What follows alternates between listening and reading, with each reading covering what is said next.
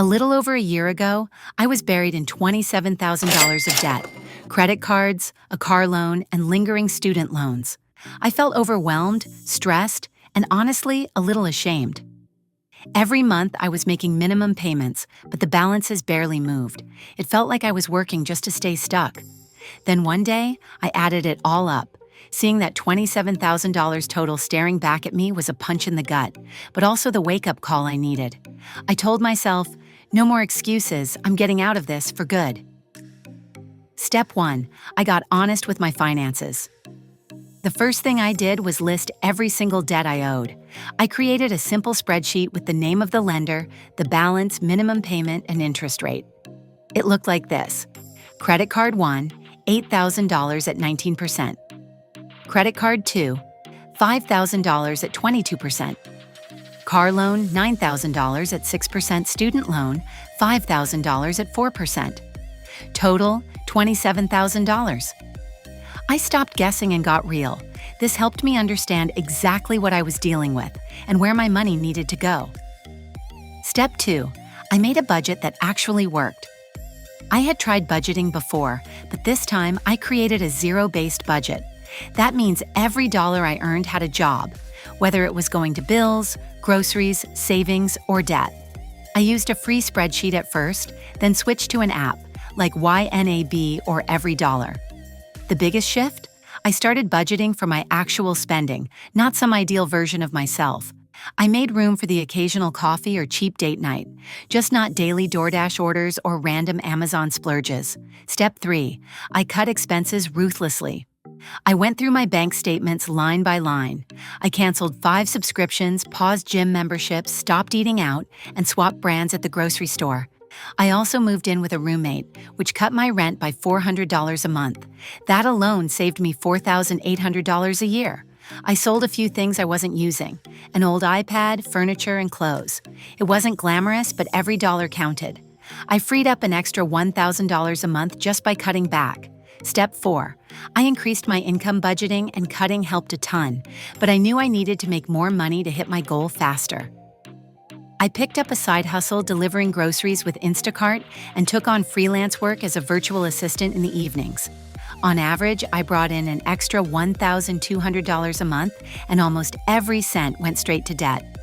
I also asked for a small raise at my full-time job and got it. An extra $150 a month might not sound like much, but over 14 months, that's $2,100. Step 5. I used the avalanche method repayment methods, snowball and avalanche. Snowball. Pay off the smallest debt first for quick wins. Avalanche.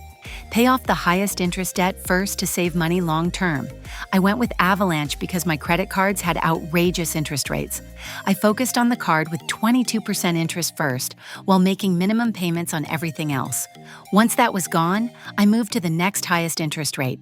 Every time I paid one off, I rolled that payment into the next one. Step 6. I made it automatic. To stay consistent, I automated minimum payments and scheduled extra payments as soon as I got paid. That way, I didn't accidentally spend the money I meant to use for debt. I also used visual motivation. I had a debt payoff tracker on my wall and colored in a little more each month. Watching the numbers go down kept me going when motivation was low. Step 7. I stayed consistent, even when it got tough. There were hard months. Car repairs, a surprise medical bill, a friend's wedding I didn't want to miss. I had to pause aggressive payments sometimes, but I never stopped entirely. I reminded myself, temporary sacrifices for permanent freedom. I wasn't saying no forever, just for now. The final payment. After 14 months of focused effort, I made my last debt payment. I had paid off all $27,000. No more credit cards, no more car loan, no more student debt. The feeling? Unreal. Relief? Pride. Freedom. I didn't just pay off debt. I completely changed my relationship with money. What you can take away. If you're in debt right now, here's what I'd tell you. Don't wait for the perfect time. Start where you are. Track every dollar. Awareness is power. Cut back, earn more, and use a plan that works for you. Stay consistent, not perfect. You are capable of changing your financial future. If I did it with a regular income, some side gigs, and a plan, you can too. Paying off $27,000 in 14 months wasn't easy, but it was absolutely worth it. I didn't win the lottery, I didn't get a huge inheritance, I just made a plan, stuck to it, and stayed consistent. Becoming debt-free gave me more than just financial freedom. It gave me peace of mind, confidence, and the ability to build a future on my own terms. If you're on a debt-free journey, know this: progress matters more than perfection. Start where you are, use what you have, and take it one step at a time. You'll be amazed how far you can go in a few focused months. Thanks for being here and letting me share my story. If it inspired you, please like, share, or drop a comment below. And don't forget to subscribe for more tips and encouragement. You've got this. Your debt-free life is waiting. Go get it.